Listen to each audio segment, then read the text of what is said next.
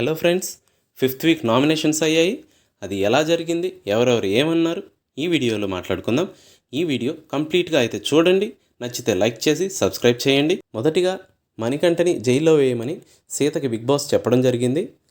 Clan chief అయిన సీత మణికంఠని తక్షణమే జైల్లో ఉంచి తాళం వేయండి అన్నారు బిగ్ బాస్. హౌస్మేట్స్ అందరూ పాపమంటూ మణికంఠకి ధైర్యం చెప్పి జైలుకి సెండ్ ఆఫ్ అయితే ఇచ్చి లాక్ వేశారు. ఆ నెక్స్ట్ డేకి తను రిలీజ్ అయిపోయాడు. అది ఓకే అయిపోయింది.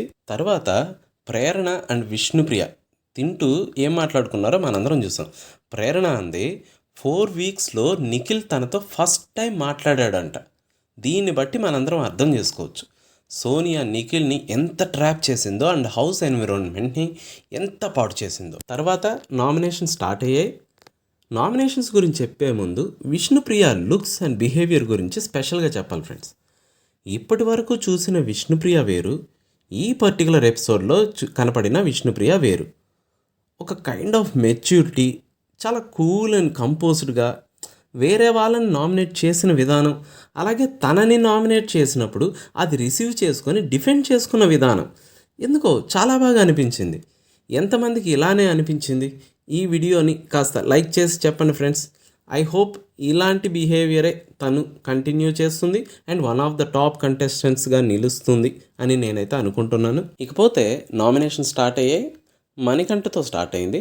మణికంఠ ఫస్ట్ నైనిక అన్నాడు, తర్వాత ఆబ్వియస్ చాయిస్ యష్మి అన్నాడు.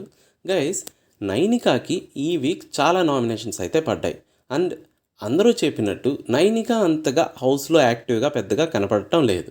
మణికంఠ, విష్ణుప్రియ అండ్ నైనికాకి హౌస్లో హైయెస్ట్ నామినేషన్స్ అయితే వచ్చాయి.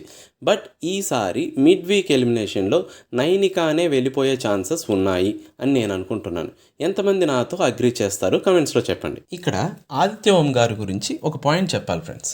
అదేంటంటే, ప్రేరణ ఆదిత్య ఓంని నామినేట్ చేస్తూ మీరు నామినేషన్స్ అప్పుడు షుగర్ కోటింగ్ చేసి చెప్తున్నారు, టు ద పాయింట్ ఉండాలి, కానీ మంచి పాయింట్స్ అన్నీ చెప్పి అందులో నెగిటివ్ పాయింట్ చెప్పడం వల్ల అది లాస్ట్ అయిపోతుంది అని చెప్పింది.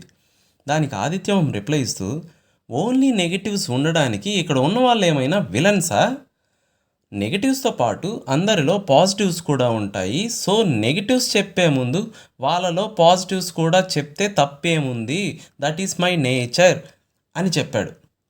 I think he rightly said that. So ఇవన్నీ డిస్కస్ చేసుకున్న తర్వాత ఈ మిడ్ వీక్ ఎలిమినేషన్ నైనిక అని నా ఒపీనియన్. మరి మీరెవరు అనుకుంటున్నారు కామెంట్స్లో చెప్పండి. అలాగే వీడియో నచ్చితే లైక్ చేసి సబ్స్క్రైబ్ చేయండి. Okay friends, thank you.